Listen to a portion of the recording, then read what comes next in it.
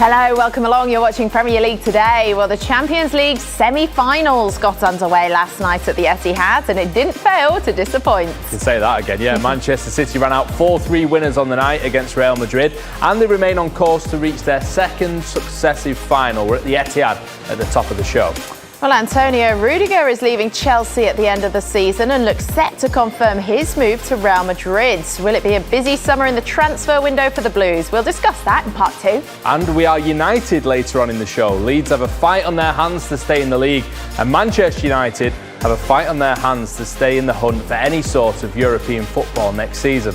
And this is why they're in trouble in that European hunt. They are in 6 points behind Arsenal in 4th. They played a game more, and United, they've only got 4 league games left of the season. Yeah, that's right, and this is why Leeds United are also feeling the heat at the moment, because the gap between the bottom 3 and them stands at just 5 points, with 5 games remaining as well. All to play for still, it seems, at both ends of the Premier League table.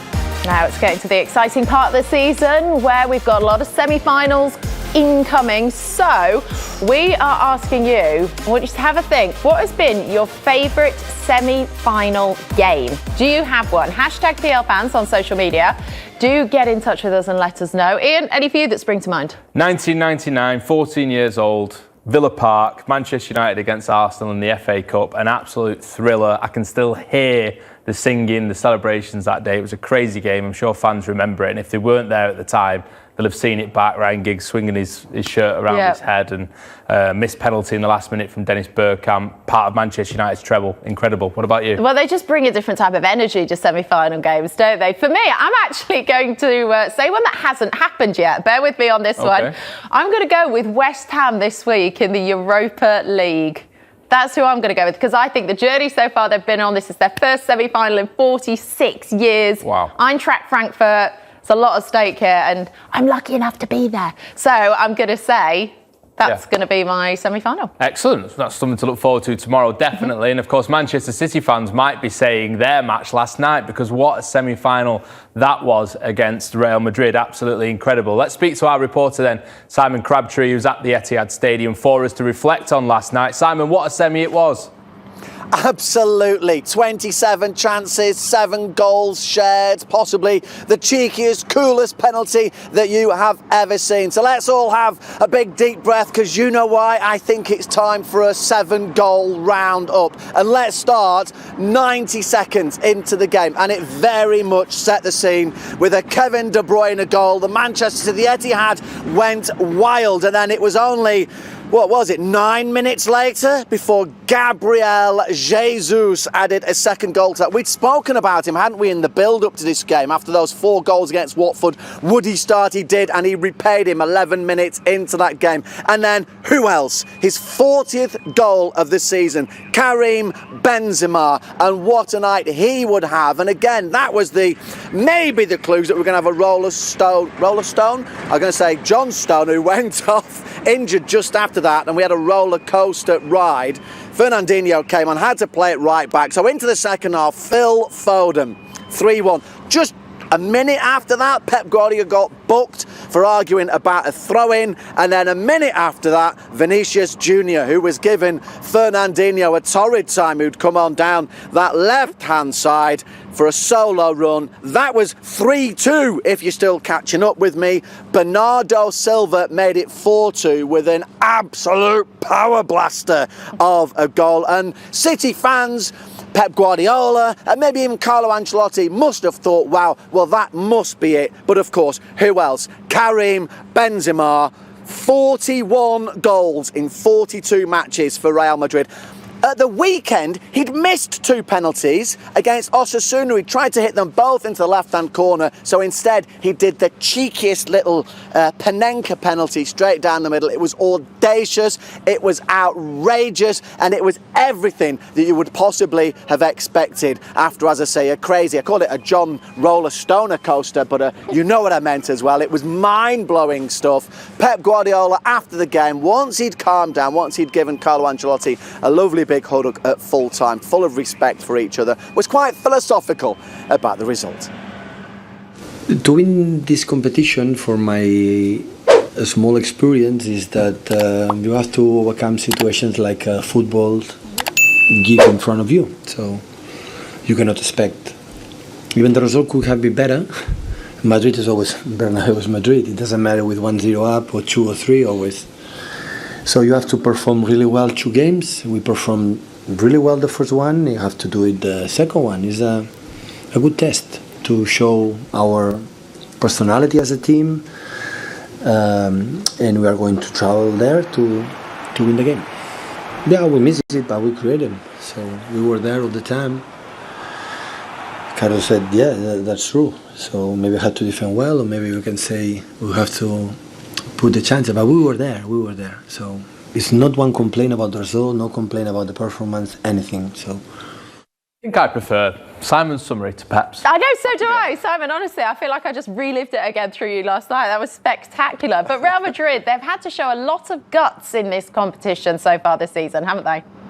Yes, they have. If you remember back to the previous round, that game against Chelsea, when it looked like maybe they were going out, and then who else but Benzema got that extra time heartbreaker in that 5-4 thriller. And the round before, it looked like Paris Saint-Germain might have dumped them out at one point. 2-0 up, in fact, just going into the final 30 minutes of that two-legged affair. And then, of course, who else? Karim Benzema scored a hat-trick. In fact, it's no wonder, is it, why he has won potentially, 4 Champions League winners' medals already, because he has dragged them, not single-handedly, because they have been quite fantastic, but his coolness, his ice coolness, as it was said by many with that penalty at the end, as far as Carlo Ancelotti is concerned, makes them go into the return leg at the Bernabeu with plenty of hope.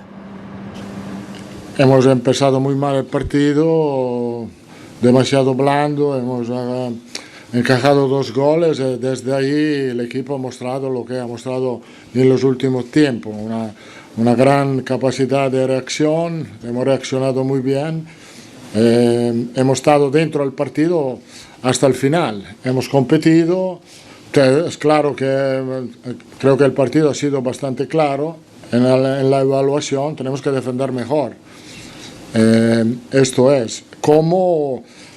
Con el balón lo hemos hecho bien, hemos buscado muchas oportunidades. Es claro que para el partido de vuelta defender mejor es demasiado importante.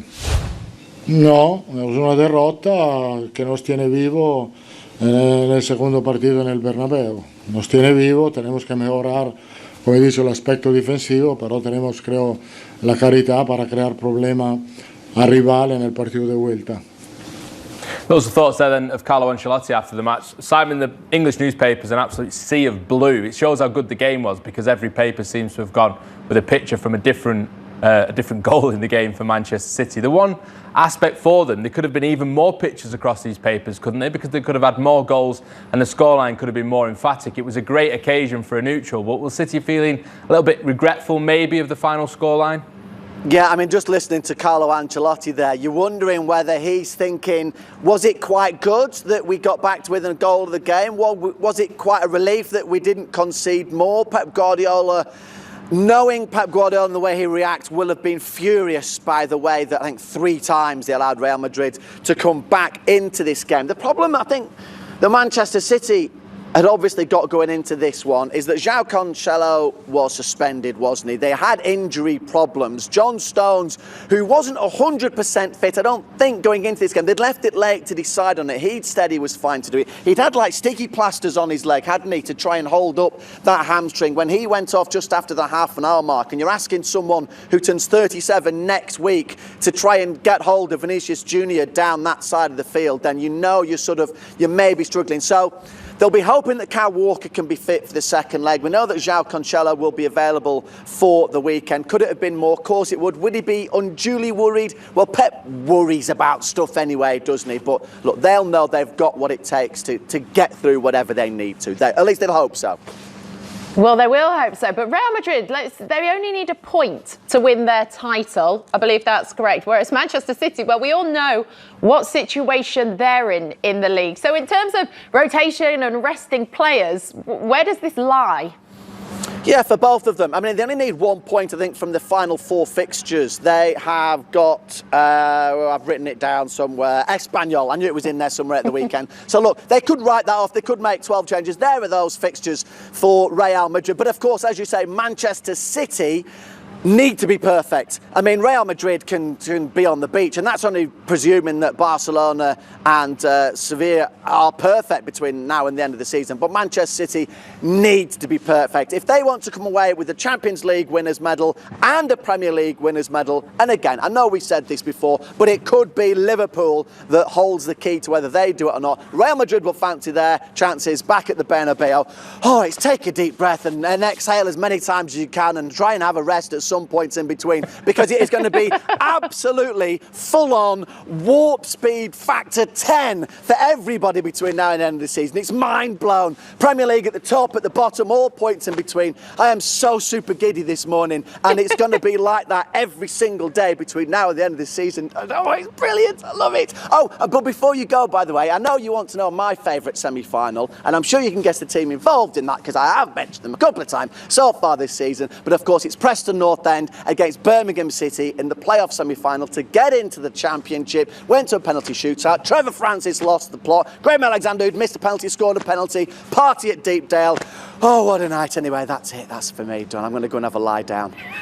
I feel like you need it. Yeah, I feel like you need it. That was incredible. Loving the energy. Simon, thank you very much indeed. I think it's a good job there's a week until the second leg. Yeah. That's what the first leg's done to it. Right. Brilliant, Just Simon. Everybody breathe. Right, let's get some more reaction I feel out of breath, actually. to last night's game. We've still got 45 minutes to go. Come on. Aldi Bawazia is joining us from Mola. Aldi, Hi, Beck, how how are are you? you? Hi. Good, how are you? See you, right. I mean, Nearly as excited as Simon. Yeah? Nearly. it was a game last night that we Yeah. just didn't want to end. Like Simon said, it's absolutely mind-blowing. Yeah, I mean, it's a proper match, it's a proper game. You never know, you never guess what happened next. It started by 2 early goals by City that shows that how scrappy Real Madrid defending can be. And Karim Benzema, we saw about his class again. Phil Foden scored by graciously header, and Vinicius, he's got pace, he got a patience, he got everything. What a goal! And Bernardo Silva, 4th goal. Yeah, it's debatable. It should be stopped for after the Zinchenko fell down and everything. But yeah, he scored 4th goal, and when everything seems sealed the deal for City, Real Madrid with Karim Benzema scored 4-3.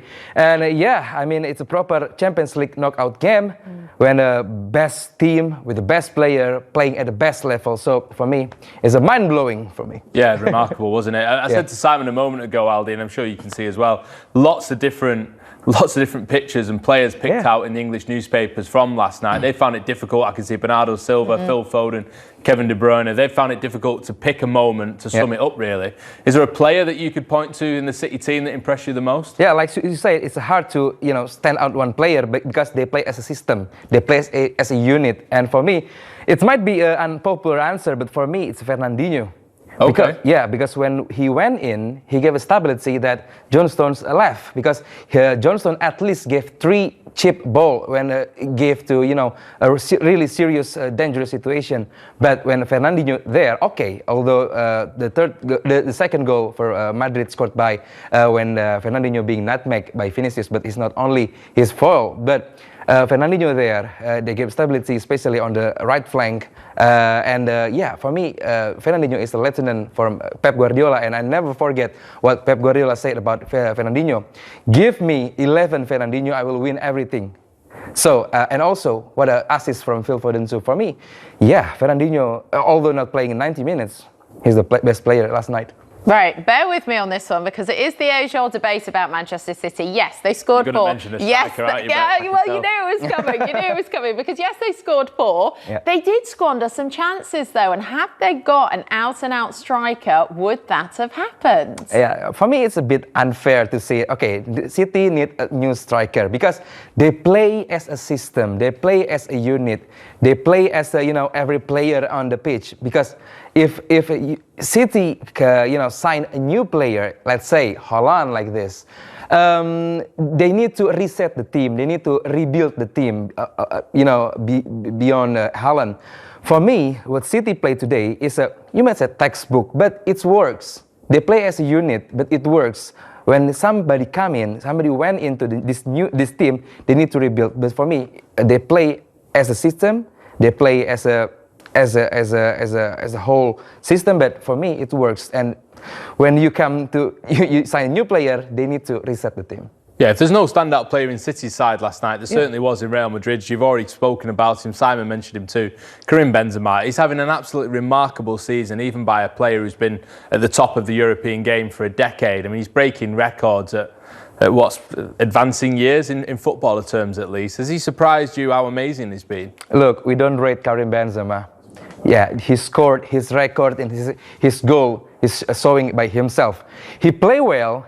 He play at his best when he play alongside Bale and Ronaldo. And he still play his best and we play with Vinicius and Rodrigo. What kind of player like that? I mean, 41 goal this season with this, he's not young again, but he still play, the most, his most prolific striker, at least in Europe for right now. Yeah. Yeah.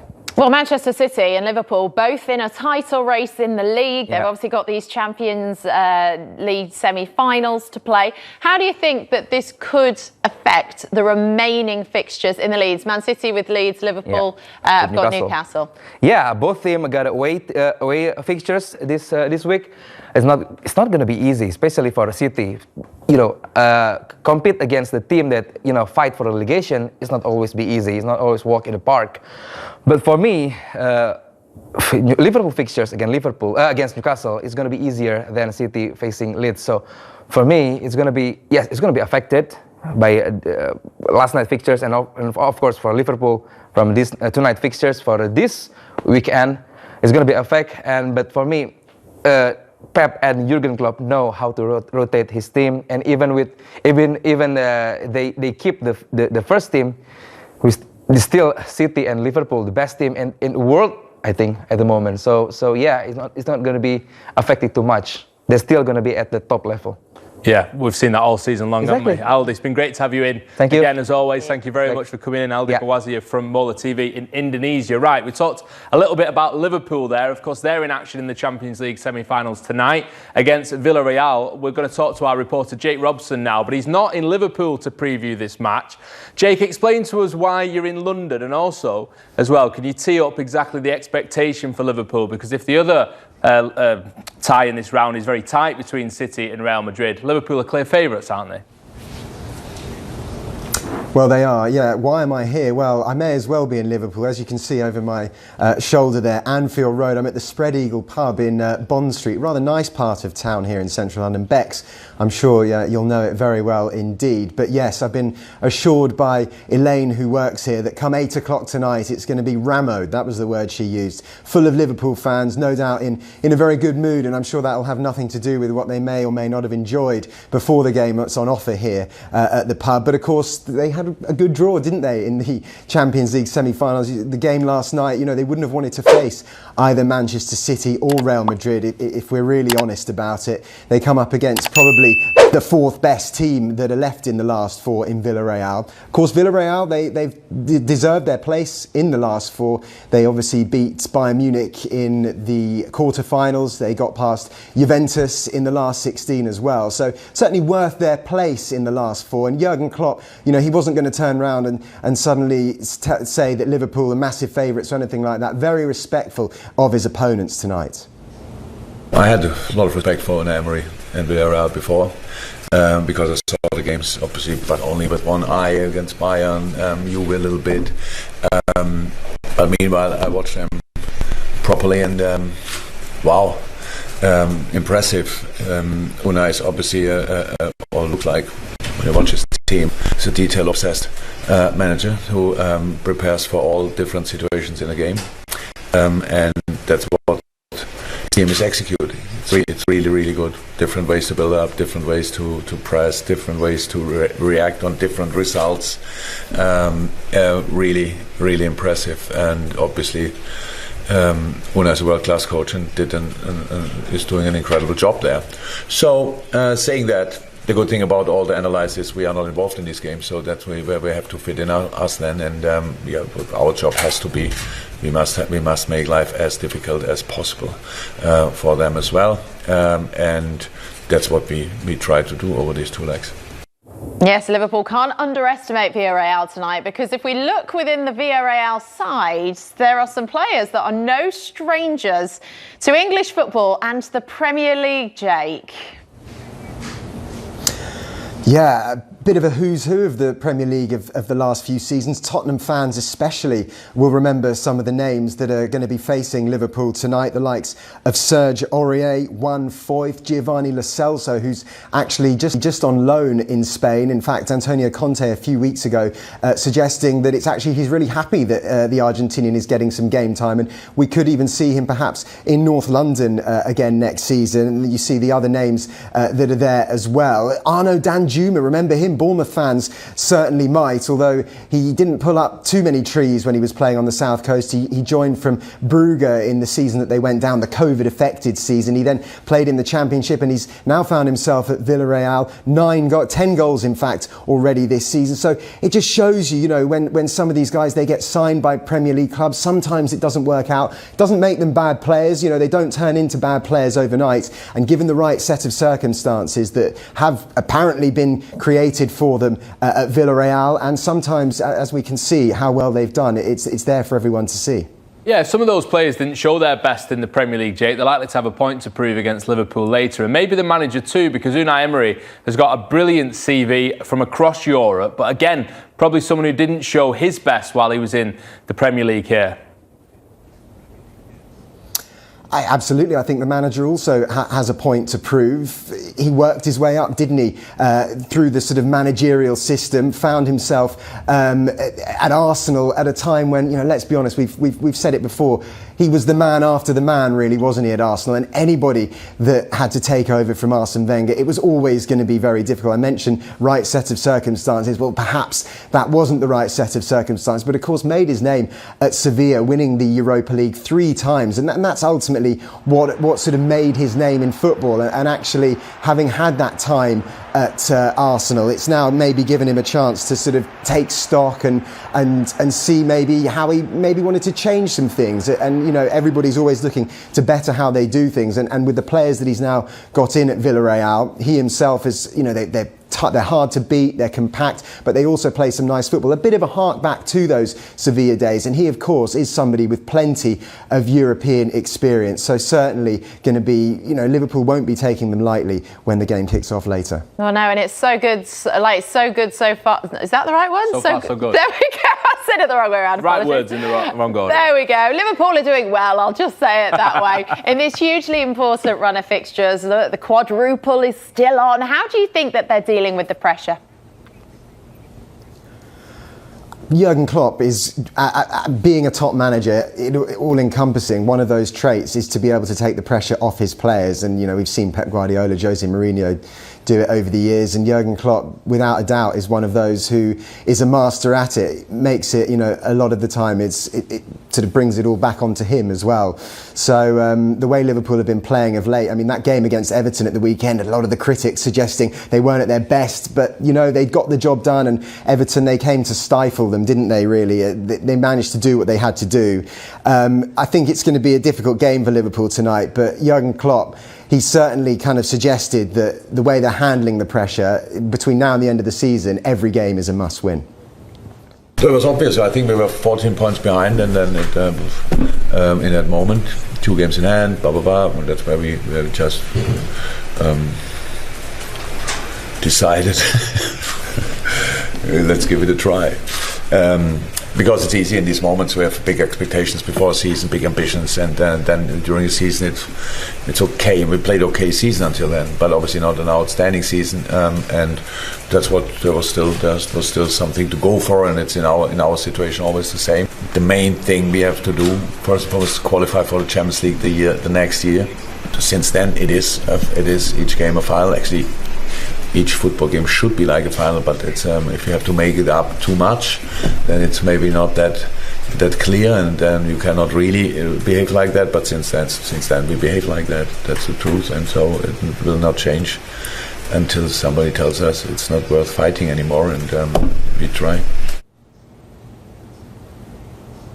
As far as team news goes, Villarreal, really, they're missing their key man, Gerard Moreno, with a hamstring injury, their talisman so far this season, so he'll be a huge miss. Liverpool, Roberto Firmino's out, but no doubt they've got plenty of players who can come and fill in his place. Anfield, you expect, will be popping on a night like this. It comes to life, doesn't it, on European nights. I expect more of the same tonight. Yeah, I'm sure where you are will be lively as well, Jake. Thanks very much for previewing that game. All right, hashtag PL fans on social media. We've been asking for your tweets, please. Which has been your best semi-final in football that you can remember? And my, you've got in touch. The Q-Man has said, my favourite semi-final match has to be Liverpool-Barcelona at Anfield. What a game, what a result. Best semi-final. Anonymous Craig, Spurs 5, Arsenal 1. Second leg, 2008 League Cup semi-final. Yeah, Coutinho's also mentioned that Liverpool-Barcelona game. I'm not sure it's the Coutinho, to be fair. Trent corner taken quickly, we can't forget that. And Tom as well, got to agree with Ian. The 1999 FA Cup semi was quality, but the Champions League semi against Juventus that year was amazing too. A captain's performance from Roy Keane. Yeah, let us know what you think. Hashtag PL fans. Right, it's coming up in part 2. We've finally got an answer on Antonio Rudiger's future, and it looks like he's on his way out of Chelsea. We'll be talking about that next, so we'll see you in 2.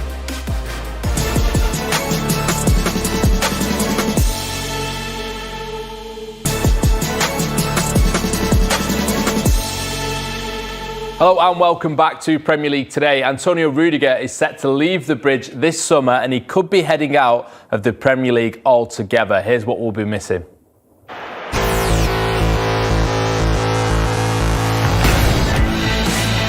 Rudiger's header is a belter. That is a terrific header. He deserves my full support because he delivered an incredible performance. Rudiger's goal!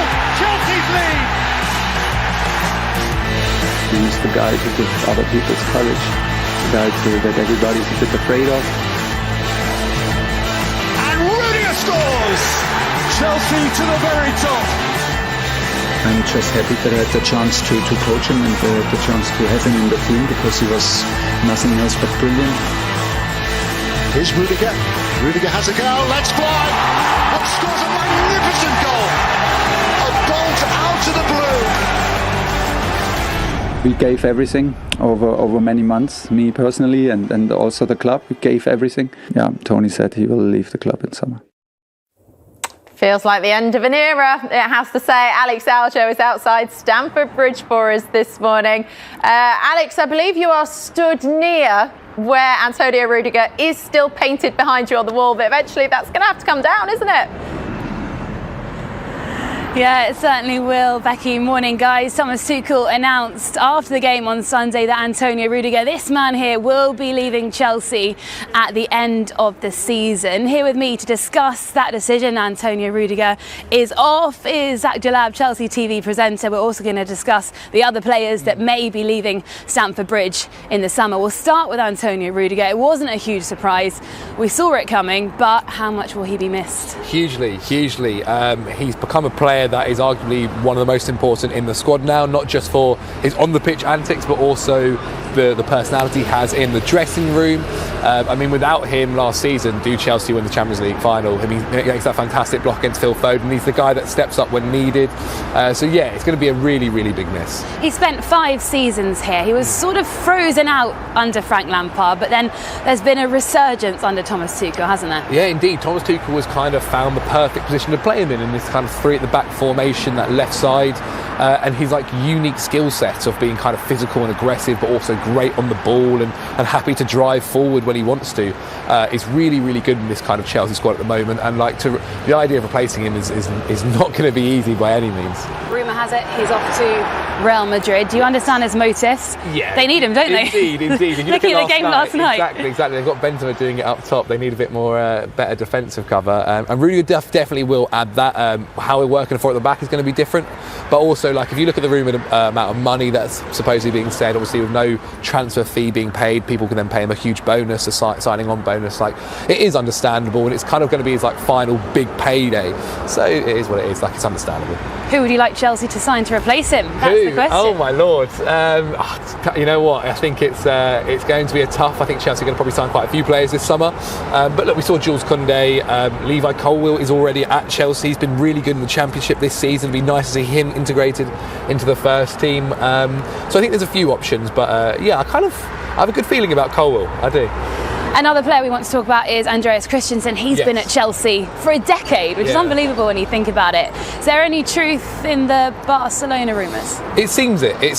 I think it's kind of all been agreed, just basically waiting to be made official. And again, it's understandable. This is a guy who even this season hasn't necessarily seen his game time, maybe where he wants it to be, and he wants to be part of basically the first name on the team sheet, which is completely understandable. And as you said, a decade is a long time. Maybe him personally wants to try something new, living in Spain, and if it is that he goes to Barca. And so again, completely understandable. And I think he'll also be getting another kind of big pay rise and stuff like that as well. We'll get the signing on bonus, all that kind of stuff will add into it and make complete sense. So if he does go, unless there's a last minute change, wish him all the best. Next, how do we solve a problem like Romelu Lukaku? £97.5 million worth of footballer sat on the bench. Would he get back into the Inter side if he was to go back, which he said he wants to? I can't call this one. I think it's so hard. I think it's really 50-50 of whether he'll be here next season or whether he won't be. All depends on pre-season. I don't think Chelsea need to go and sign another striker. If they do get rid of him, I think Kai Havertz is that guy. He's the guy when he's playing through the middle is fantastic. And it's about that consistency of playing there week in, week out. And we've shown this season more than any other. And obviously the end of last season, how good he can be in that striker role. If I'm Thomas, I think I'd like to maybe keep him for another season.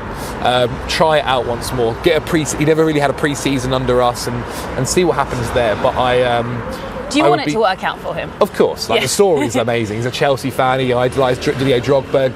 Came in when he was 18. So yeah, you want it to work out for him. But honestly, that's hard to call. It's really hard to call. Still faith from the fans in big role then. Yeah, indeed. So now a bit of quick fire. Okay. We don't have time to go through all of them. Of course. Should they stay or should they go? Okay. Let's go, Timo. Timo, stay. Defo stay. I love Timo, and he's had a really good purple patch recently. I hope it continues. Kepa. Up to him. If he wants game time and he wants to play like be a first team keeper, he needs to be at Qatar, and he's been frozen out of that Spain squad now. Exactly. If he wants to be going to the World Cup, then he probably does need to be first. He needs to be the number one goalkeeper, and with the way it is with Mendy at the moment, I just don't think that's going to happen here. But if he wanted to stay and be the second choice, I'm absolutely fine with that. Ziyech. Stay. I like when Ziyech is on the pitch. I think magic can happen, and Chelsea need that kind of guy, that creativity. Because I do think we lack a bit of creativity. So yeah, Ziyech should stay. Last one, Azpilicueta. Quick fire, it's quick. Stay, 100%. I love that man. Get him on the wall around the corner. Conor Gallagher, should he stay when he comes back over pre-season? 100%, yes? 100%, there we go. We'll end on that one. Zach, it's been a pleasure as always. Thank you so much for coming on Premier League today. Chelsea next in action tomorrow night. They're away at Manchester United, who need the points a lot more than Chelsea do. As things stand, they're 11 points below Chelsea in the table. Alex Aljo, we need to have a word about what quick fire means, I think. That was the least quick fire thing I've ever We need to talk about quick fire. Yeah. I'll work on it. He's a good talker. He can't help himself. No, it goes like this. Ian, stay or go? Stay. Okay, tea or coffee? Go. Okay. At least we get the answers. But cheers, Al. Brilliant. Right, of course, speculation swirling around Stamford Bridge at the minute. But here on Premier League Today, we don't speculate. And in a feature we might not see again, we're getting Golf from True Visions to speculate for us. Yes, it's time for Gossip with Golf. Hello, this is Gossip by Golf, and here's my prediction about this transfer window.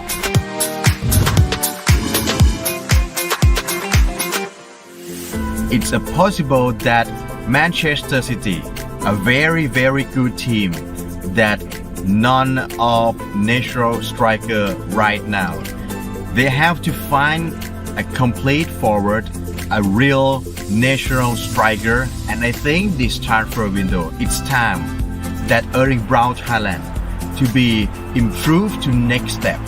And I think this is a very, very good striker that can be improved if he's under Pep Guardiola. And right now, I think Gabriel Jesus may leave the club and sign with Arsenal.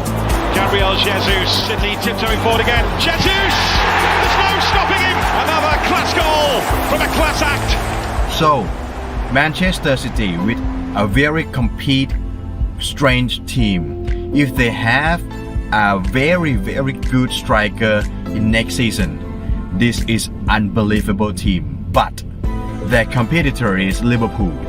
Liverpool have complete team also. They have a good goalkeeper, defense, midfielder, and also forward and winger. But if they lose, they walk Origi. Origi in front of the cup again! Extraordinary! Maybe they can find some new Luis Diaz, because Diaz can adapt himself really well. And I think Liverpool recruitment team is very good. They're looking for Darwin Núñez, Benfica striker. He have a good game when they play with each other in UEFA Champions League. And I think Núñez have a good pace, good strike, and he's strong. I think he can play as a center forward for Liverpool. And Liverpool will have a very, very good sixth forward. They can rotate. This is a very, very interesting next season. Both teams can find around 100 points in Premier League per season. So, imagination that next season, if both teams gain more than 100 points and one of them didn't got the champion. Oh, this is a very interesting league.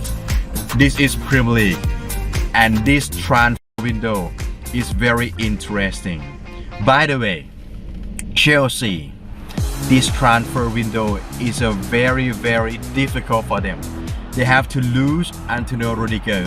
Maybe they may lose Christensen or Cesar Azpilicueta also. The defense is the main thing that Chelsea have a very good form before the half of this season. So they have to be have three strength center back and good wing back when Reece James come back and Ben Chilwell come back to be a first choice of their wing back next season. They have to find three center back, and if they lose Rudiger, Christensen, and Azpilicueta, this is a big problem for them. Thiago Silva age right now, he cannot play for 38 match per season. So Malang Sarr, Trevor Chalobah have to step up, and I think Conor Gallagher will be the key for them next season in the midfield. It's come to Conor Gallagher! Oh, beauty! Chelsea now in the third place of Premier League. Next season is very challenging because Arsenal step up, and if Antonio Conte is still with Tottenham Hotspur and they can find 3 or 5 players in next season, Tottenham will be a better team and Premier League will be a very, very best league in the world ever for next season. This transfer window, you have to look and think about it.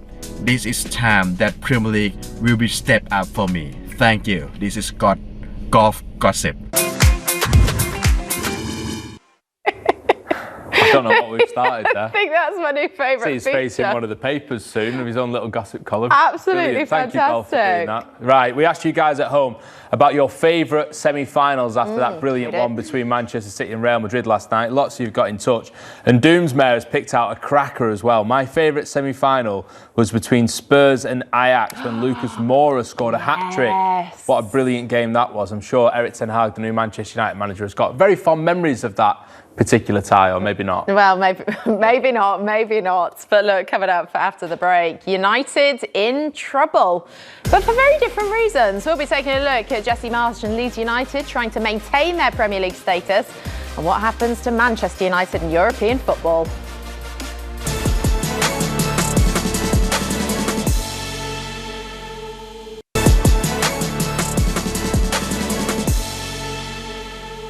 Yes, welcome to the final part of Premier League today. We're going to talk Leeds United now, because the situation for them looks far more bleak than it did just a few matches ago. We can speak to Adam Pope up at BBC Yorkshire now about Leeds. Thank you for joining us, Adam. I mean, the point at Palace in the end was a decent one, but when you look at the results that's going on around Leeds, there's far more concern than there was, isn't there?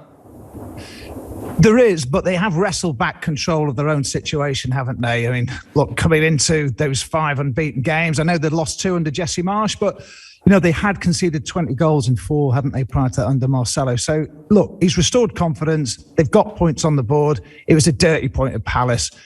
It's definitely in their own hands. And at the moment, much as it felt like that they, you know, it might have been getting a little bit tight, then they've got away. They're definitely back into it now, but 3 big games, as you say, starting with the defending champions on Saturday. Yeah, they have got some games coming up. But look, let's focus on some positives first. Calvin Phillips managed to play the full 90 minutes. You're getting players back. Liam Cooper as well, providing once again how important he is to that defence. How key could those players be in the run into the end of the season? Well, they already are, Becky, because don't forget, these 2 players between them have nearly 500 Leeds appearances.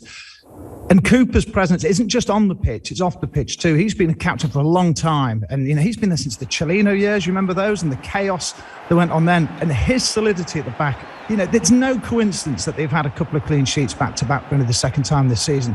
As for Calvin, his brilliance is not only in is the way that he can start play with his great passing range, but he sees things way quicker than anybody else. And having him back in the number 6 role, or one of the two number 6s that Jesse Marsch uses, it's a huge influence. England international, Scotland international. You're going to miss them, and they have done this season. Are you concerned about the future for Calvin Phillips? We've just seen the final clip there of Liam Cooper do great things for Leeds, but his future's not in question. Calvin Phillips maybe is. There seems to be teams sniffing around him at the moment. Short term, it's great to have him back, but how long will he be in a Leeds shirt, do you think? That's a great question. And at the moment, we know he's like Rafinha, the other sort of key talent at the club. They've got a few years left on their contracts. Calvin, look, he's been injured a long time. He's coming back. There is interest. You know, his relationship with Declan Rice is huge. So, you know, if anybody could get those 2 together in a club side, you know, you've got the England mainstay of the midfield. At the moment, I'd like to think that they might be able to keep hold of him until this side of the World Cup. But a great World Cup for Phillips, it's going to create even more interest. Let's face it, guys, you know, with Phillips, with Rafinha, there's money there in the pot. And Leeds are going to have to sell. That's the stage that they're at. They stay in the division. They're going to have to sell players like that, or one of them, to make sure they create the funds to bring more players in to strengthen, you know, a bit like Aston Villa did over the last couple of years too. Look, we've touched on your next fixtures that you've got. Man City, Chelsea, Arsenal. These are huge games. How do you approach these?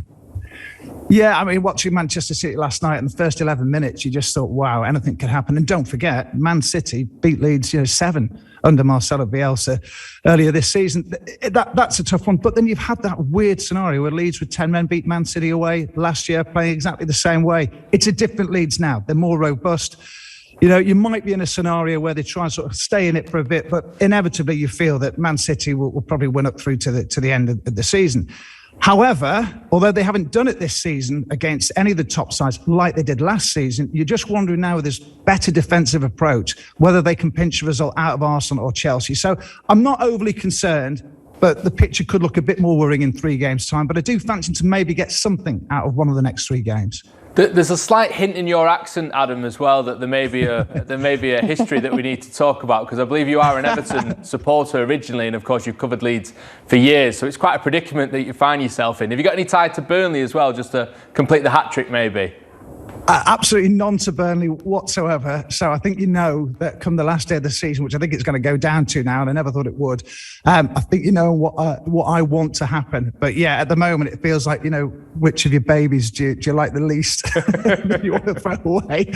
But yeah, it could get to that stage. I mean, look, Burnley's position has been so improved. I mean, I'm one of those that thought, don't get rid of Dyche, because he'll either bring them back up, or he's the best man to keep them in the division. It hasn't gone that way so far. I think the two key games there, if you're going to throw another name in, they play Villa twice. Could it be that Villa get dragged in when nobody's expecting them to at this stage? At the moment, it smells of Everton going down, doesn't it? It really does, because they can't buy a win, and they've got Chelsea at the weekend. And Burnley had that bit of momentum. I would say I am still confident, although I felt 33 points was going to be enough. I'm going to have to readjust that now. I'm confident Leeds are going to stay in, and I do feel it is between Burnley and Everton for that final place. Yeah, we wait to see how the rest of the season plays out. Adam, thank you very much for joining us. Take care. We will see you soon. Well, we said United in trouble. We've ticked off Leeds United. Is there another United that are possibly in trouble this season? I'm sure our guest is going to love that introduction. I know. Sorry about that, John O'Shea. Great to see you. Thank you for being here. You too. Can you believe what's happened and the situation that your former club are currently in? No, I can't really, especially when you think where they finished last season, and the kind of excitement that was kind of building from the summer, from the transfers to the start of that game against Newcastle as well. Even the first home game, Ronaldo obviously returning, and the buzz around the place was. You could just feel it that day, especially, not just obviously because Ronaldo signed as well, but Varane, Sancho, there was real quality arriving on top of the quality players that were there already, you know. So it was, look, everyone has to hold their hands up and go. It has been very disappointing. The biggest question there seems to be is almost like what's gone wrong, but it's gone past that point now. It's now about how to put it right, I think. Erik ten Hag's the choice for United from the end of this season, and he's got a huge job on his hands, clearly. Where does he start? The big thing is to get the confidence of the players back up. I think that'll be his main kind of focus, and also to rebuild the squad. Because he's got maybe, I think there's 5 or 6, close to 7 players out of contract. The one thing he will be pleased about will be the younger players. I think that will be a big aspect that he would have focused on a lot at Ajax. The United are in the Youth Cup final. They have some good players out on loan, that'll come back maybe into the picture as well. So that will be one kind of plus point he'll be looking at. But I think the transfer targets will be huge for him too. Well, what type of faith does he put his player in there? Because, as you mentioned, the quality and the individual talents that are at Manchester United are top tier. But clearly having that many isn't quite working for cohesion for whatever reason. So where do you put your faith and where do you start to rebuild? Yeah, I think when you look at some of the teams that I was involved in as such, you're looking at the spine of the team. I think if you can get the spine of the team, you can kind of fill in building around the younger players too. But I definitely feel the spine is going to be key. Central midfield is always an area where Manchester United historically were so kind of strong, really strong over the years, and it's an area where they have to kind of really maybe focus on. Calvin Phillips, you just did a little bit about him there. Declan Rice, 2 names in particular. I'm sure lots of Manchester United fans would be. Calvin Phillips would be a controversial one, wouldn't it? It's like shades of Alan Smith, isn't it? Yeah. Look, it would be, but I think it's been done before. There you go. It's been done before. So, look, they will be 2 names in particular. Look, I'm sure Harry Kane's name will get mentioned again. It looked as if he was obviously quite close to going to Manchester City, but if he was available, but who knows what type of budget will be available too.